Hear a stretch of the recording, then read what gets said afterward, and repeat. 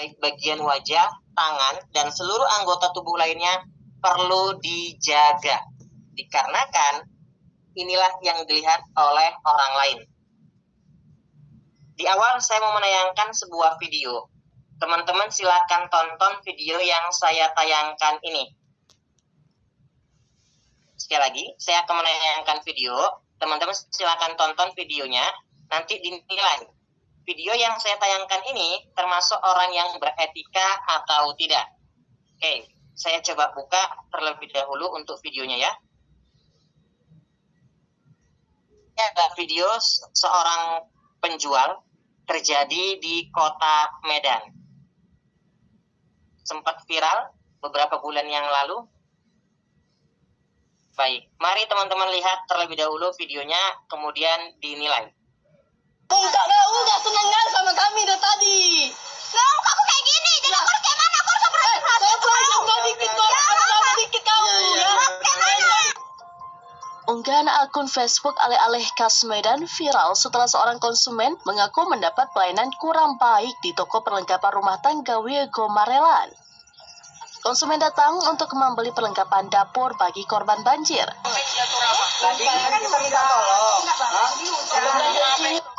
Mereka memarkir kendaraan di area parkir yang dianggap resmi lalu masuk ke toko. Salah parkir aja di sini sebentar. Saat menanyakan rak kompor portable, karyawan tersebut menjawab dengan nada ketus dan ekspresi jutek. Tidak lama, bagian informasi meminta mobil mereka dipindahkan. Konsumen keberatan karena merasa parkir sudah sesuai aturan.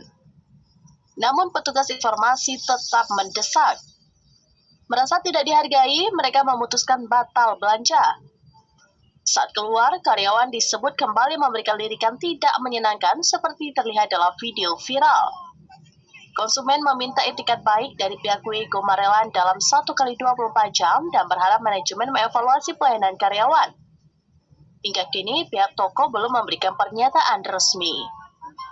Aku udah nggak perlu rentingnya.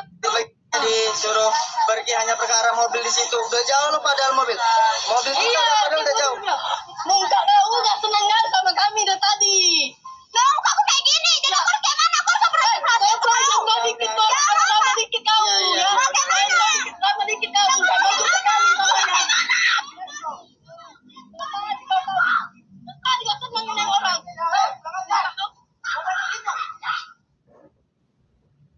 Baik, sudah detail yang memakai baju berwarna kuning. Jadi orang-orang yang pakai warna kuning ribuan ataupun penjual yang bekerja di sana. Menurut Anda, para penjualnya itu beretika atau tidak? Boleh tuliskan di kolom chat. Jika beretika, tulis beretika. Jika tidak, tulis tidak. Silakan. Saya mau melihat pendapat dari teman-teman terlebih dahulu. Nah, di sini kata Kak Doni berita lama. Iya, itu berita terjadi sekitar bulan 12. Berarti sekitar 2 bulan yang lalu ya. Di kota Medan ada seorang yang berbelanja di situ. Nah, ternyata mendapatkan perlakuan yang kurang baik. Sehingga menjadi viral. Coba, menurut Anda itu beretika atau tidak? Tidak. Kenapa tidak beretika? Boleh tuliskan pendapatnya? Atau ada yang mau ngasih pendapat, teman-teman? Boleh tulis saya atau raise hand. Kenapa tidak berpendapat menurut Anda? Coba boleh kasih masukannya. Oke, saya mau minta pendapat dari Kak Moh Arsyal. Ada Kak Moh Arsyal? Boleh dinyalakan mikrofonnya? Halo Kak. Oke, selamat sore Kak Moh Arsyal. Iya, sore Kak. Oke, nah menurut Kak Moh Arsyal, video tadi beretika atau tidak? Kalau menurut saya videonya itu tidak beretika karena dari wajahnya si mbaknya itu tidak menyenangkan. Tidak menyenangkan. Kemudian apalagi kata-katanya gimana tadi? Kata-katanya juga yang saya lihat kata-katanya itu kasar pada konsumennya. Jadi Iya, saya menilainya itu tidak beretika, tidak sopan lah. Baik, terima kasih Kak Arsyal atas pendapatnya. Sehat selalu, sukses selalu ya. Baik, kita lanjut ya teman-teman. Iya. Tentu secara gampang kita tahu bahwa video tersebut tidak beretika. Dikarenakan penjualnya sejak awal wajahnya tidak ramah. Kata-katanya pun tidak baik. Mari kita bahas lebih lanjut. Kita akan bahas tentang etika bahasa tubuh terlebih dahulu. Teman-teman, etika bahasa tubuh yang pertama adalah wajah terlihat nyaman. Ketika kita berbicara di depan umum, ada satu bagian tubuh yang paling sering dilihati oleh para pendengar. Ada yang tahu apa? Iya benar, yaitu wajah. Ketika kita berbicara di depan umum, atau Anda ketika jadi peserta, pasti yang paling sering dilihat adalah bagian wajah. Nggak mungkin Anda ketika jadi peserta, lihat di tangannya aja. Nggak mungkin Anda ketika jadi peserta, liatin perut atau kakinya aja. Walaupun sesekali melihat anggota tubuh yang lain, bagian yang paling sering dilihat adalah bagian wajah. Dikarenakan, wajah adalah pusat perhatian ketika kita berbicara di depan umum. Maka mulai hari ini, mau nggak mau, suka nggak suka, bisa nggak bisa, saat Anda berbicara di depan umum, wajahnya harus terlihat nyaman. Wajah yang terlihat nyaman adalah sesuai dengan kondisi acara. Misal, Anda diminta untuk presentasi di depan kelas, atau Anda diminta untuk wawancara beasiswa, kerja, ataupun yang sejenisnya. Jika kondisinya seperti itu, maka wajahnya adalah ramah dan menyenangkan. Wajahnya tampak ramah dan menyenangkan. Untuk wajah seperti itu, ada dua bagian yang penting, yaitu mata dan juga mulut atau bibir. Kita bahas yang mata dulu. Menurut Anda, mata yang ramah, yang menyenangkan, itu lebih terbuka atau tertutup? Coba tulis di kolom chat. Supaya kita ilmunya lebih dapat, dituliskan teman-teman. Nah, terbuka kak? Yang lain? Oke, kata Kak Zaitun terbuka, Kak Anas terbuka. Oke, ada yang bilang tertutup, nggak apa-apa, perbedaan pendapat. Oke, Ibu Herianti terbuka, Kak Husniati terbuka, Kak Devi terbuka dan tersenyum. Oke, terbuka. Iya benar. Orang-orang yang tampak semangat, yang antusias, itu matanya lebih terbuka. Karena kalau matanya lebih tertutup, itu tandanya dia ngantuk atau lemas. Kemudian, di bagian bibir, itu dia tersenyum. Tersenyum itu kira-kira 2 cm kanan, 2 cm kiri. Seperti ini ya teman-teman, matanya terbuka, bibirnya tersenyum, itu menandakan tampak ramah dan antusias. Tapi, jika Anda diundang untuk berbicara, memberikan kata-kata di tempat orang meninggal, bisa jadi di tempat teman ataupun kerabat, wajahnya nyaman dilihat dengan cara matanya nggak usah terlalu terbuka, bibirnya juga nggak usah terlalu tersenyum, dikira nanti ngejek. Jadi disesuaikan dengan situasi dan kondisinya.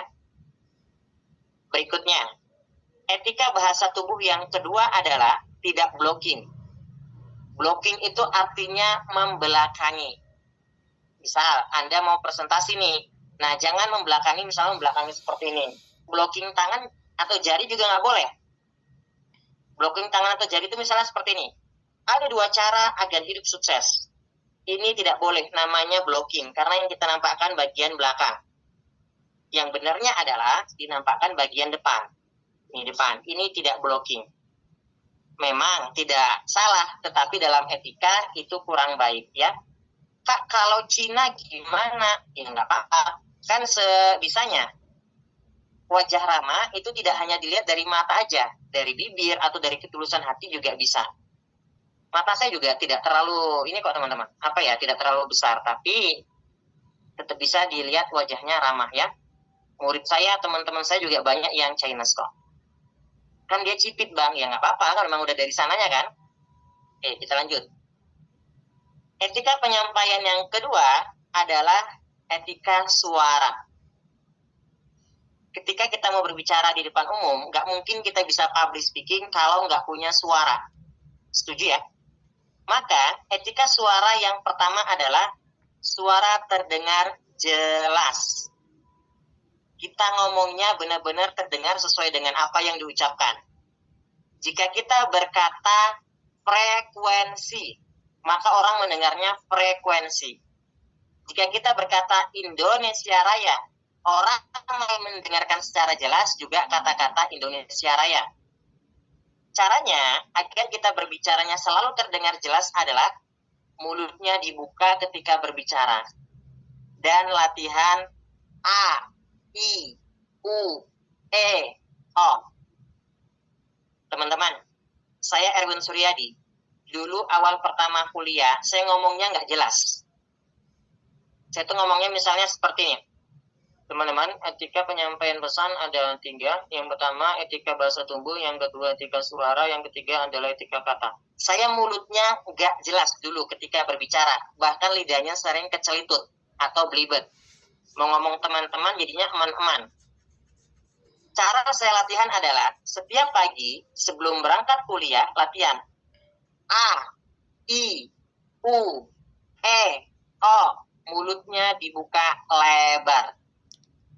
Sehingga suara saya terdengar dengan jelas, lebih percaya diri untuk berbicara di depan umum. Gara-gara saya sering latihan seperti itu, nah, ngomongnya jelas, saya diundang sama kampus, perwakilan jurusan untuk berbicara, mewakili mahasiswa baru di hadapan lebih dari 900 orang.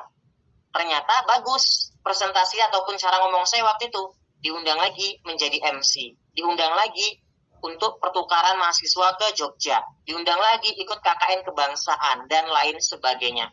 Bermula dari percaya diri ngomong dengan jelas. Kemudian, suara terkendali. Maksudnya, ketika kita berbicara di depan umum, terkadang ada hal yang tidak mengenakan hati. Bisa jadi ada orang yang menyalahkan ucapan kita. Atau ada orang yang ngebentak kita di saat kita berbicara di depan umum. Suara harus tetap terkendali, tetap tenang, terdengar dengan jelas, terdengar santai, sebagaimana semestinya terdengar. Berikutnya, yang ketiga adalah etika kata. Artinya, ketika kita berbicara di depan umum, kata-katanya harus bagus, sopan, menghargai orang yang ada di depan. Tidak boleh merendahkan mereka. Sebagai contoh, teman-teman ada yang ingat nggak kisah dari Ahmad Syahroni di bulan 8 tahun 2025 yang beliau merendahkan masyarakat sehingga rumahnya digeruduk, kulkasnya, TV-nya diambil. Ada yang ingat nggak dengan kejadian itu? Ada yang tahu nggak? Ada nggak yang ingat dengan kejadian Ahmad Syahroni waktu itu? Yang rumahnya tuh digeruduk. Oke, Kak Chan tahu, ingat juga. Kak Maiman ingat, Kak Fikri, Kak Isma ingat. Cuma 4 orang yang ingat. Atau yang tahu. Kalau nggak tahu juga nggak apa-apa, nggak tahu gitu. Mungkin belum lihat berita kan. Tahu berita dari TV. Yang Iron-Man-nya kan, ya Iron-Man-nya. Iya, pas demo lalu kan, ya benar. Tahu sudah lama, ya sudah lama bulan 8. Uya kuliah juga, ya benar, Uya kuliah juga. Nah, ingat banget kata Kak Jela. Nah, teman-teman, waktu itu Ahmad Syahroni mengatakan, orang-orang yang mau membubarkan DPR, mereka adalah TOLOL. Karena ucapannya tersebut, masyarakat Indonesia tidak terima. Akhirnya, rumahnya digeledah, dijarah, kulkasnya diambil. Benar, tadi ada yang bilang, Iron Man-nya juga. Kemudian, TV-nya, mesin cuci, kacanya dirusak, dan lain sebagainya. Bahkan, Instagram beliau diserang oleh puluhan hingga ratusan ribu masyarakat Indonesia. Gara-gara tidak menjaga etika kata-kata, begitu besar dampak yang dia rasakan. Maka teman-teman, mulai hari ini dan seterusnya, ketika berbicara di depan umum, jaga kata, jaga suara, dan juga bahasa tubuh. Ya, berikutnya, berkata baik atau diam sejenak. Ketika kita berbicara, ada hal yang tidak mengenakan. Diri kita mau marah. Pilihannya cuma 2. Tetap berkata baik, atau diam sejenak, lalu berbicara. Karena konteksnya public speaking nggak bisa diam ya, harus berkata baik, atau diam sejenak. Konteksnya public speaking nggak boleh berkata buruk ya teman-teman. Pilih tetap kata-kata yang terbaik menurut diri kita. Oke, bisa dipahami ya.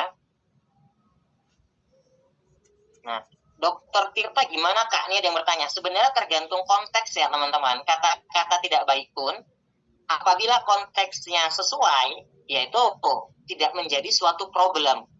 Dalam tanda kutip ya, tidak menjadi suatu problem. Kalau konteksnya yang nggak sesuai, nah itu yang kita bakalan berdampak buruk untuk diri kita.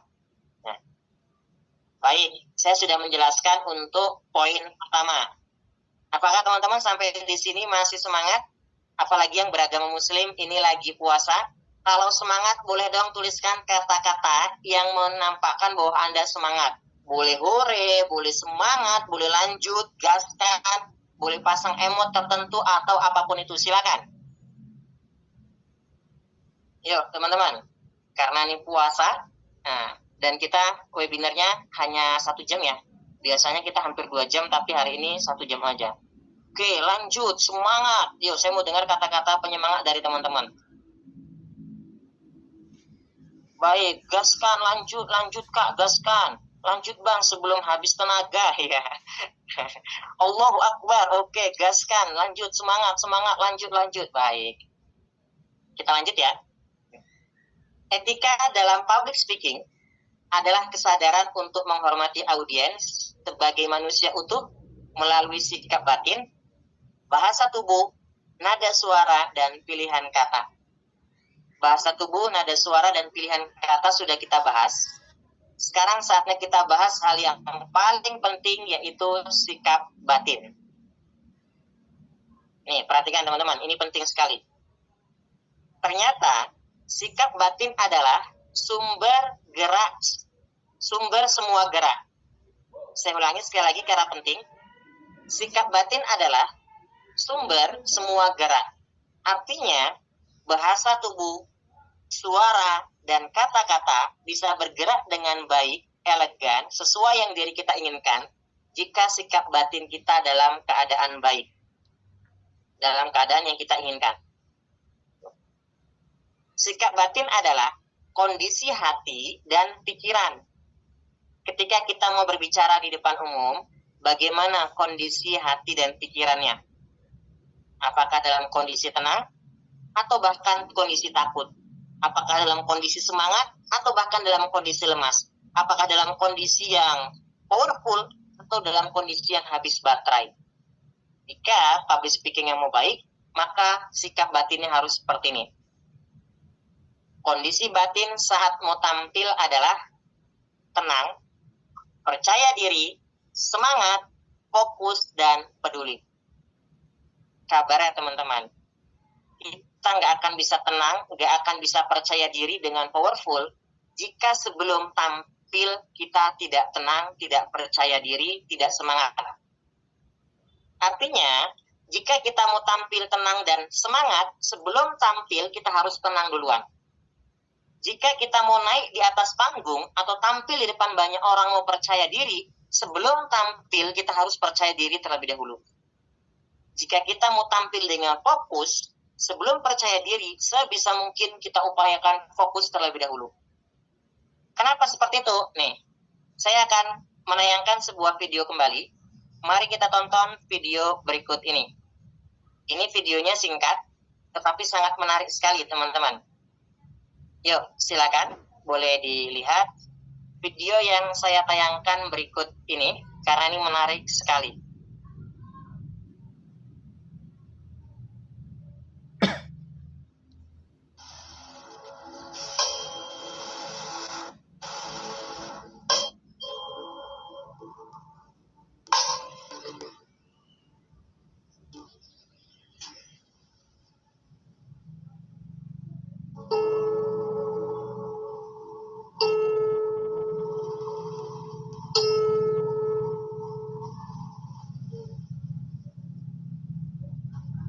Baik, tenang aja. Setelah ini saya tayangkan kembali videonya agar lebih mudah paham. Ini ada yang nanya apakah ada absen. Nanti disampaikan di akhir ya teman-teman untuk absensinya. Kita webinar terlebih dahulu. Apalagi waktunya hanya 1 jam nih hari ini.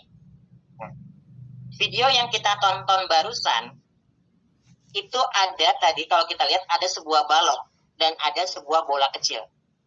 Baloknya tadi adalah 440 Hz frekuensinya.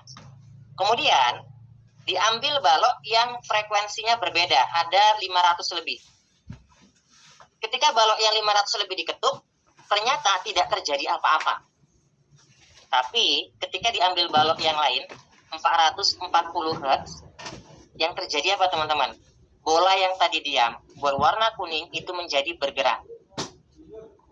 Artinya apa? Sesuatu yang sefrekuensi atau sesuatu yang sama itu akan menggerakkan jauh lebih hebat, jauh lebih dahsyat. Akan menggetarkan sesuatu. Artinya, jika kita mau berbicara di depan umum dengan semangat, itu nggak bisa tiba-tiba semangat. Harus ditarik terlebih dahulu rasa semangatnya sebelum tampil. Jika kita mau tampil percaya diri, sebelum tampil harus bisa percaya diri terlebih dahulu. Kita lihat videonya sekali lagi agar lebih bisa dipahami.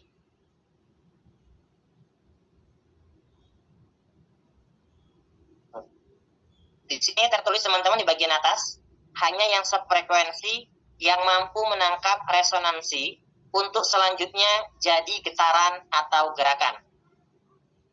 Kita lihat videonya. Nah, di sini ada 440 Hz dan juga 520 Hz yang diketuk. Ternyata tidak terjadi getaran pada bolanya.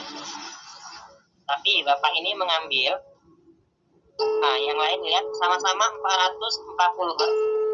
Bola yang tadinya diam, tanpa disentuh itu bisa bergerak.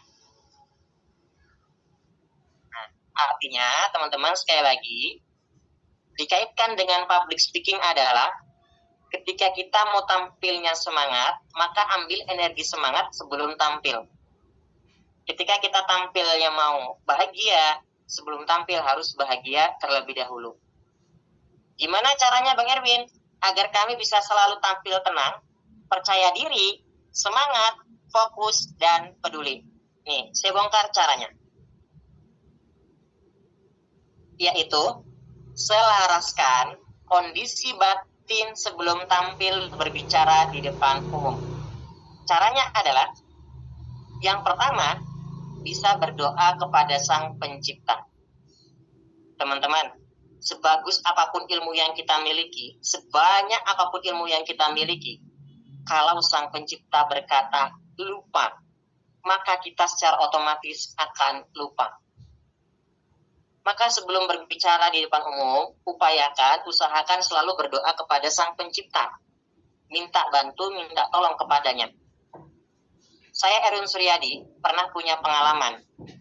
Waktu itu mau berbicara, pengalaman saya pertama kali menjadi seorang guru. Jujur, waktu itu saya nggak tahu apa ilmu yang mau disampaikan, langsung disuruh ngajar untuk ujian nasional anak kelas 3 SMP. Saya bingung, apalagi anak-anaknya katanya lumayan bandel. Yang saya lakukan sebelum masuk kelas adalah saya banyak-banyakin istighfar, karena saya seorang muslim.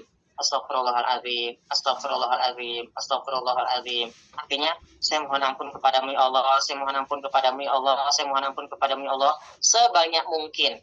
Mungkin lebih dari 50 kemarin tuh. Kemudian, setelah itu saya berdoa.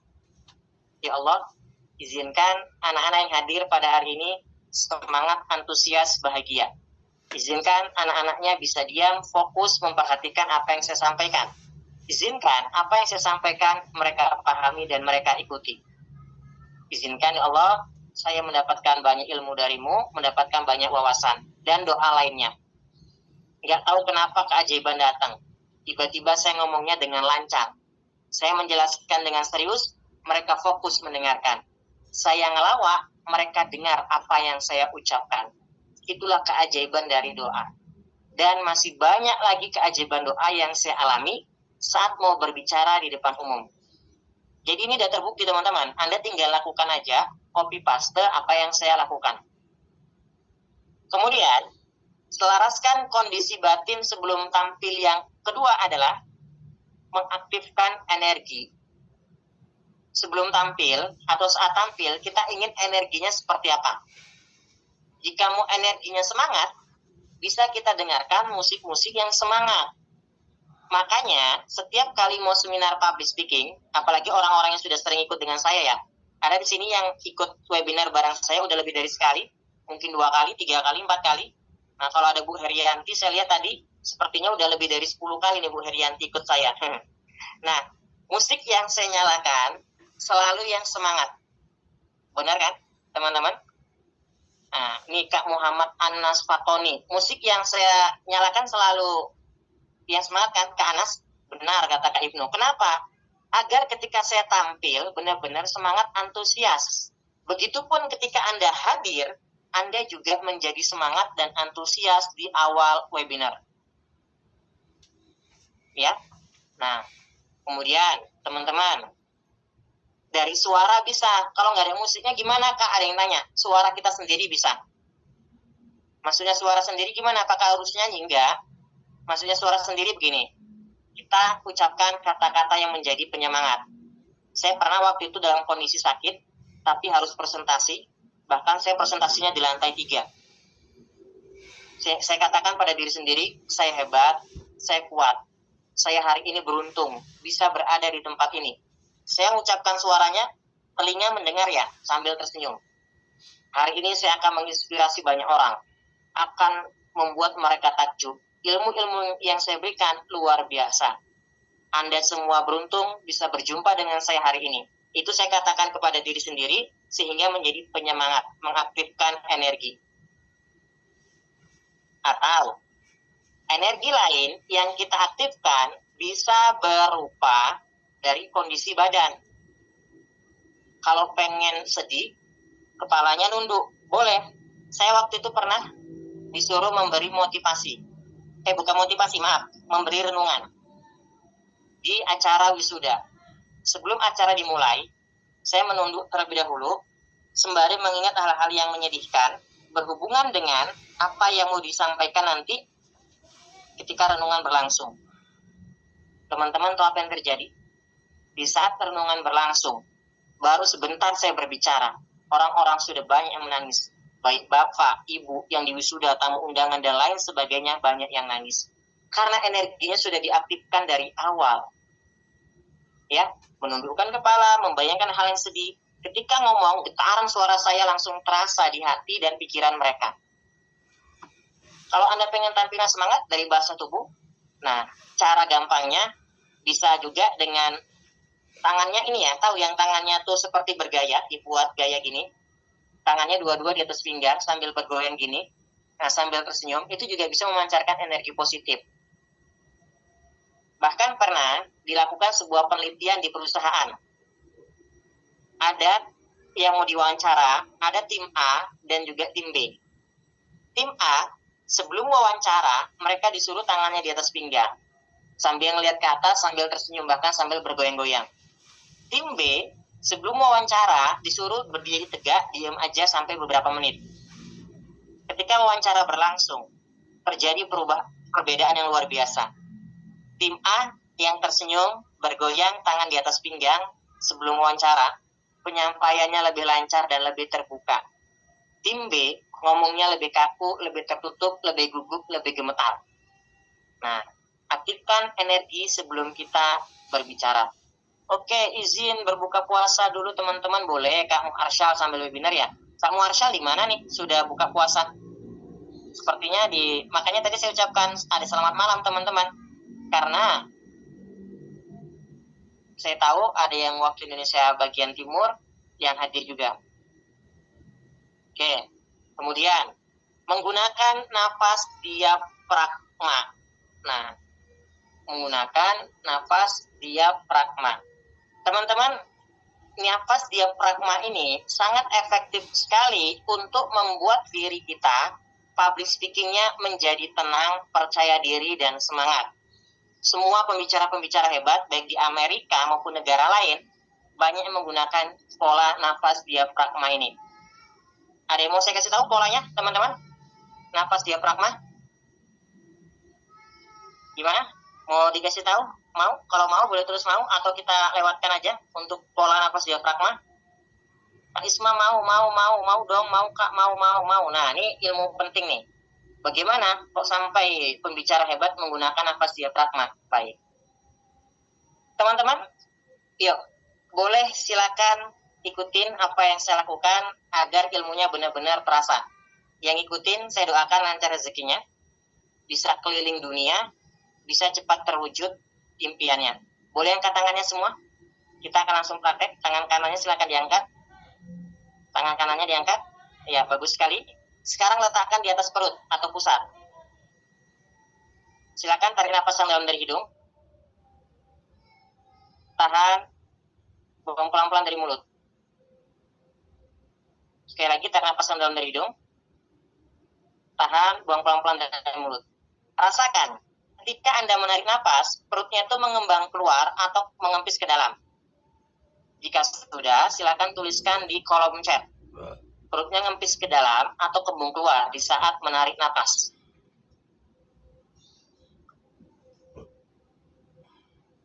Mengempis Kak, mengempis. Keluar Kak, ini saya disuruh keluar ya? Kok keluar Kak? Kalau saya disuruh keluar, siapa yang ngisi webinarnya nih? Kembung keluar Kak. Menyempit, apa menyempit? Mengempis mungkin ya. Keluar, mengempis. Oke, saya kasih tahu ya yang benarnya. Di dalam buku yang ditulis oleh Pak Ongki Hojanto, itu adalah buku bestseller Public Speaking nomor 1 terlaris versi Gramedia, kategori Public Speaking. Katanya, pola napas yang benar dalam Public Speaking adalah perutnya mengembang keluar, bukan kempis ke dalam. Perutnya ketika kita tarik napas kembung keluar, bukan kempis ke dalam. Ini yang pertama. Yang kedua, nafas diafragma adalah, boleh tulis di kolom chat. Menurut Anda, nafas diafragma itu cepat-cepat atau dilambatkan? Coba. Ketika kita menggunakan nafas diafragma, sebaiknya bernapas dengan cepat atau lambat. Lambat, dilambatkan. Yang lain, lambat, dilambatkan. Oke. Digambarnya kayaknya, digambarkan kakak kayaknya. Maksudnya gimana dia gambarkan kakak kayaknya? Lambat. Nah, iya benar ya. Ketika kita mau menggunakan nafas diafragma, itu diperlambat. Caranya itu, ya tarik napas dalam dari hidung, tahan, buang pelan-pelan dari mulut. Tarik napas dalam dari hidung, tahan, buang pelan-pelan dari mulut. Saya lakukan seperti itu teman-teman saat mau tampil public speaking, sebelum tampil, 5-10 kali, hingga menjadi lebih percaya diri, lebih tenang. Karena kalau napas kita terlalu cepat, itu yang menyebabkan mudah blank, mudah lupa. Pernah nggak lihat orang napasnya cepat-cepat? Itulah yang menyebabkan mudah blank, mudah lupa. Orang ketika napasnya cepat-cepat, kan kita bilang, tenang, tarik napas dulu. Baru dia bisa menyampaikan apa yang ada di dalam kepala. Benar ya? Oke, baik teman-teman. Untuk penyampaian materi sudah saya sampaikan. Sekarang saatnya kita mengikuti Power Speak National Olympiad atau Olimpiade Public Speaking. Nah, ini yang sudah pernah ikut, seru banget ya. Kita akan adakan Olimpiade Public Speaking. Nah, saya izin bacakan untuk peraturannya. Yang pertama, ada 5 soal seputaran public speaking yang tadi sudah saya jelaskan yang akan diujikan. Kalau biasanya kita ada 10 soal bahkan lebih, karena ini waktunya terbatas, jadi hanya 5 soal saja. Kemudian, waktu pengerjaan adalah 3 menit, sangat terbatas 3 menit. Jadi teman-teman silakan boleh langsung nanti dikerjakan untuk soalnya dengan fokus ya.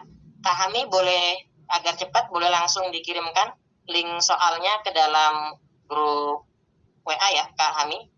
Boleh silakan kirim ke grup keempat grup 1, 2, 3 dan juga premium Kak Hami. Nah, kemudian link soal akan dikirim di kolom Zoom, itu sudah dikirimkan, dan juga di grup WA. Lalu, 3 orang nilai tertinggi atau tercepat akan mendapatkan sertifikat penghargaan khusus berupa terbaik 1, terbaik 2, dan terbaik 3. Jadi boleh segera dikerjakan. Kerjakan soal dengan fokus, jujur, dan mandiri. Kerjakan fokus, nggak usah lihat ke kanan kiri. Jujur, nggak usah lihat ChatGPT atau internet. Mandiri, kerjakan sendiri-sendiri tanpa tanya ke teman. Yuk teman-teman, 3 menit dimulai dari sekarang untuk